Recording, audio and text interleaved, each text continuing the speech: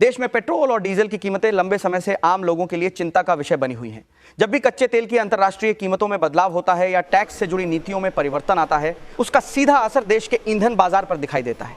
Petrol और diesel की कीमतें बढ़ने से केवल वाहन चलाने वालों का खर्च ही नहीं बढ़ता, बल्कि इसका प्रभाव लगभग हर वस्तु और सेवा पर पड़ता है। विशेषज्ञों का कहना है कि डीजल महंगा होने पर ट्रकों के माध्यम से होने वाली माल ढुलाई की लागत बढ़ जाती है। फल, सब्जियां, अनाज, दूध, दवाइयां और रोजमर्रा के सामान को एक स्थान से दूसरे स्थान तक पहुंचाने में अधिक खर्च आता है। यही कारण है कि बाजार में कई वस्तुओं के दाम बढ़ने लगते हैं और इसका सीधा असर आम परिवारों के मासिक बजट पर पड़ता है। पेट्रोल और डीजल की कीमतों में बदलाव कई कारणों से होता है। इनमें अंतर्राष्ट्रीय बाजार में कच्चे तेल की कीमत, रिफाइनिंग और परिवहन की लागत तथा केंद्र और राज्य सरकारों द्वारा लगाए जाने वाले टैक्स प्रमुख कारण माने जाते हैं। जब इनमें से किसी भी कारक में बड़ा बदलाव होता है तो ईंधन की कीमतें प्रभावित हो सकती हैं। महंगाई का असर सबसे अधिक मध्यम वर्ग और गरीब परिवारों पर दिखाई देता है। नौकरी पेशा लोगों का मासिक बजट बिगड़ जाता है, जबकि छोटे व्यापारी और किसान भी बढ़ती लागत से परेशान हो जाते हैं। कई लोग निजी वाहन की बजाय सार्वजनिक परिवहन का सहारा लेने लगते हैं ताकि खर्च कम किया जा सके। इस बीच विभिन्न उद्योग संगठनों का कहना है कि यदि परिवहन लागत लगातार बढ़ती रही तो आने वाले समय में कई उपभोक्ता वस्तुओं की कीमतों में और बढ़ोतरी देखने को मिल सकती है। वहीं अर्थशास्त्रियों का मानना है कि महंगाई पर नियंत्रण के लिए ईंधन की कीमतों के साथ साथ आपूर्ति व्यवस्था और उत्पादन लागत पर भी ध्यान देना आवश्यक है। सरकार समय समय पर यह कहती रही है कि वह आम जनता पर महंगाई का बोझ कम करने के लिए विभिन्न स्तरों पर प्रयास कर रही है। दूसरी ओर विपक्ष का आरोप है कि बढ़ती ईंधन कीमतों ने आम लोगों की आर्थिक स्थिति को प्रभावित किया है और राहत के लिए ठोस कदम उठाए जाने चाहिए। शहरों के साथ साथ ग्रामीण क्षेत्रों में भी ईंधन की बढ़ती कीमतों का असर देखा जा रहा है। खेती में उपयोग होने वाले कई उपकरण डीजल पर चलते हैं। ऐसे में किसानों की लागत बढ़ जाती है, जिसका प्रभाव कृषि उत्पादन और बाजार कीमतों पर भी पड़ सकता है। आर्थिक जानकारों का कहना है कि यदि अंतर्राष्ट्रीय स्तर पर कच्चे तेल की कीमतों में स्थिरता आती है और घरेलू स्तर पर आवश्यक नीतिगत कदम उठाए जाते हैं तो भविष्य में ईंधन की कीमतों पर कुछ राहत मिल सकती है। हालांकि बाजार की स्थिति लगातार बदलती रहती है, इसलिए आने वाले समय में कीमतों का रुख कई वैश्विक और घरेलू कारणों पर निर्भर करेगा। फिलहाल आम जनता की सबसे बड़ी मांग यही है कि पेट्रोल और डीजल की कीमतों में स्थिरता आए ताकि महंगाई पर नियंत्रण हो और रोजमर्रा की जिंदगी का खर्च कुछ कम हो सके। बढ़ती महंगाई केवल एक आर्थिक मुद्दा नहीं बल्कि करोड़ों परिवारों के जीवन से जुड़ा महत्वपूर्ण विषय बन चुकी है।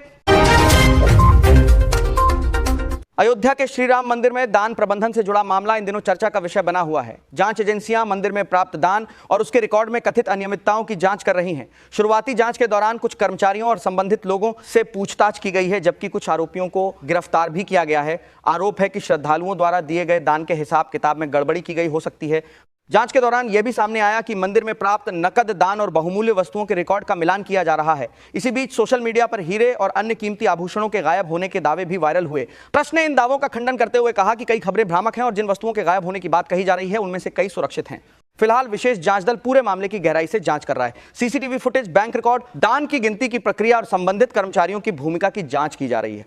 अधिकारियों का कहना है कि यदि किसी भी व्यक्ति की संलिप्तता के ठोस सबूत मिलते हैं तो उसके खिलाफ कानून के अनुसार सख्त कार्रवाई की जाएगी। इस मामले के सामने आने के बाद मंदिर प्रशासन ने भी पारदर्शिता बढ़ाने के लिए कई कदम उठाए हैं। ट्रस्ट का कहना है कि श्रद्धालुओं की आस्था सर्वोपरि है और दान की एक एक राशि तथा प्रत्येक बहुमूल्य वस्तु का सही रिकॉर्ड रखा जाना आवश्यक है। उद्देश्य से व्यवस्थाओं की समीक्षा की जा रही है। फिलहाल यह मामला जांच के अधीन है और अंतिम निष्कर्ष अभी सामने नहीं आया है। जांच पूरी होने के बाद ही स्पष्ट होगा कि कथित अनियमितताओं के पीछे कौन जिम्मेदार था और वास्तव में कितना नुकसान हुआ। तब तक किसी भी अपुष्ट दावे या सोशल मीडिया पर वायरल खबर को अंतिम सत्य नहीं माना जा सकता। भारत सरकार देश की ऊर्जा सुरक्षा को और अधिक मजबूत बनाने की दिशा में एक बड़ा और महत्वपूर्ण कदम उठा रही है। सरकारी कंपनी ओएनजीसी ने कर्नाटक के मंगलुरु में लगभग 17.5 लाख मीट्रिक टन क्षमता वाला नया रणनीतिक कच्चे तेल का भंडार बनाने की योजना तैयार की है। इस परियोजना का मुख्य उद्देश्य यह सुनिश्चित करना है कि यदि भविष्य में किसी वैश्विक संकट, युद्ध, प्राकृतिक आपदा या अंतर्राष्ट्रीय स्तर पर तेल की आपूर्ति बाधित होती है तो भारत के पास पर्याप्त मात्रा में कच्चा तेल उपलब्ध रहे और देश की ऊर्जा जरूरतों पर किसी प्रकार का नकारात्मक प्रभाव न पड़े। विशेषज्ञों का मानना है कि यह कदम भारत की ऊर्जा सुरक्षा को और अधिक मजबूत करेगा तथा भविष्य की चुनौतियों से निपटने में महत्वपूर्ण भूमिका निभाएगा। अब बात करते हैं मौसम की। देश भर में दक्षिण पश्चिम मानसून पूरी तरह सक्रिय हो चुका है और कई राज्यों में लगातार बारिश का दौर जारी है। भारतीय मौसम विभाग ने उत्तर प्रदेश, उत्तराखंड, राजस्थान, गुजरात, महाराष्ट्र और कर्नाटक सहित कई राज्यों में भारी बारिश तेज हवाओं और आकाशीय बिजली गिरने की संभावना जताते हुए अलर्ट जारी किया है। कई स्थानों पर जलभराव और बाढ़ जैसी स्थिति बनने की आशंका भी व्यक्त की गई है। प्रशासन ने लोगों से अपील की है कि खराब मौसम के दौरान अनावश्यक यात्रा करने से बचें, नदी, नालों और जलभराव वाले क्षेत्रों से दूर रहें तथा मौसम विभाग और स्थानीय प्रशासन द्वारा जारी सभी दिशा निर्देशों का पालन करें। अब बात प्रधानमंत्री नरेंद्र मोदी के विदेश दौरे की। प्रधानमंत्री के इस महत्वपूर्ण दौरे के दौरान भारत के रणनीतिक, रक्षा और आर्थिक सहयोग को लेकर कई अहम मुद्दों पर चर्चा हुई। विशेष रूप से इंडोनेशिया के साथ संभावित ब्रह्मोस मिसाइल समझौते और रक्षा क्षेत्र में साझेदारी को लेकर सकारात्मक बातचीत सामने आई है। इसके अलावा दोनों देशों के बीच व्यापार, निवेश और सामरिक सहयोग को और मजबूत बनाने पर भी विचार विमर्श किया गया। इस पूरे घटनाक्रम पर देश के विभिन्न राजनीतिक दलों की अलग अलग प्रतिक्रियाएं सामने आई हैं और इस विषय पर राजनीतिक चर्चाएं भी तेज हो गई हैं। इस बीच लगातार हो रही बारिश का असर कई शहरों में साफ दिखाई दे रहा है। अनेक इलाकों में जलभराव की स्थिति पैदा हो गई है, जिससे लोगों को आवागमन में कठिनाइयों का सामना करना पड़ रहा है। कई प्रमुख सड़कों पर लंबा ट्रैफिक जाम देखने को मिला, जिससे दैनिक जीवन प्रभावित हुआ। मौसम विभाग ने आने वाले दिनों में भी कई क्षेत्रों में बारिश जारी रहने की संभावना जताई है। स्थानीय प्रशासन पूरी स्थिति पर लगातार नजर बनाए हुए है और राहत एवं बचाव दलों को भी सतर्क रहने के निर्देश दिए गए हैं। नागरिकों से अपील की गई है कि वे घर से निकलने से पहले मौसम की जानकारी अवश्य प्राप्त करें और किसी भी प्रकार की अफवाहों पर ध्यान न दें। अब बात शेयर बाजार की। आज बैंकिंग और टेलीकॉम सेक्टर के शेयर निवेशकों के आकर्षण का केंद्र बने रहे। कारोबार के दौरान बाजार में उतार चढ़ाव का माहौल देखने को मिला। बाजार विशेषज्ञों का कहना है कि आने वाले समय में भी वैश्विक और घरेलू आर्थिक परिस्थितियों के कारण शेयर बाजार में अस्थिरता बनी रह सकती है। ऐसे में निवेशकों को जल्दबाजी में निर्णय लेने के बजाय पूरी जानकारी और विशेषज्ञों की सलाह के आधार पर ही निवेश करना चाहिए। तकनीक की दुनिया से भी बड़ी खबर सामने आ रही है। भारतीय स्मार्टफोन बाजार में नई हलचल देखने को मिल रही है।